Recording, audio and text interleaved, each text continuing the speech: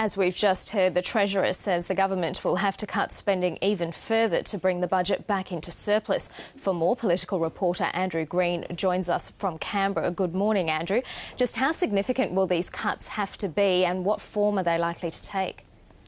We're not going to get much detail, Karina, this morning from the Treasurer about exactly where the axe will fall, but it's certainly a pre-positioning speech by the Treasurer, and it's the first one he's doing in the lead up to the May budget.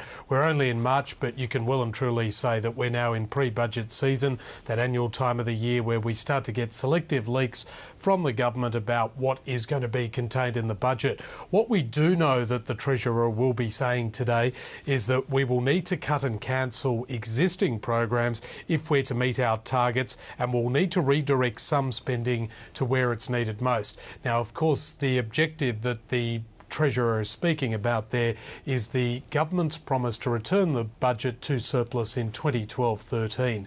So we'll get a very broad outline today of pre-warning voters to brace themselves for some unpopular decisions, as the Treasurer puts it, but we certainly won't be finding out exactly where the axe is going to fall.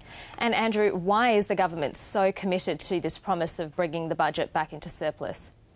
It's one of the key platforms for Labor, and the Treasurer will be needing to make the case for why it's so important to get the budget into surplus, because the government, once it has to make any cuts, will potentially get a lot of flack from voters. So the Treasurer in this speech, and we can assume in speeches in the following weeks, will be again underlying the fact that he believes it's an economic imperative to return the budget to surplus, and he's addressing this front on today in the speech. He says to say that it's simply a political objective is, quote, misleading and rubbish. So the Treasurer is really starting to make the case for why he believes a budget surplus is so crucial, and we know that the government has a lot pinning on the fact that the budget is expected to return to surplus in the coming year. Meanwhile, Andrew, the opposition has weighed in and stated its position on US drones possibly being located on Australian territory.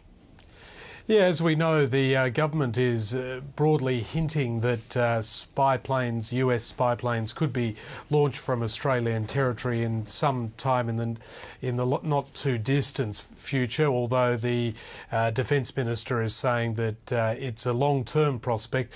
Well, the opposition's defence spokesman has gone a little bit further. He says that the opposition really wouldn't even have a problem with a unilateral US base being on Australian soil, and this is what the Senator had to tell Lateline last night.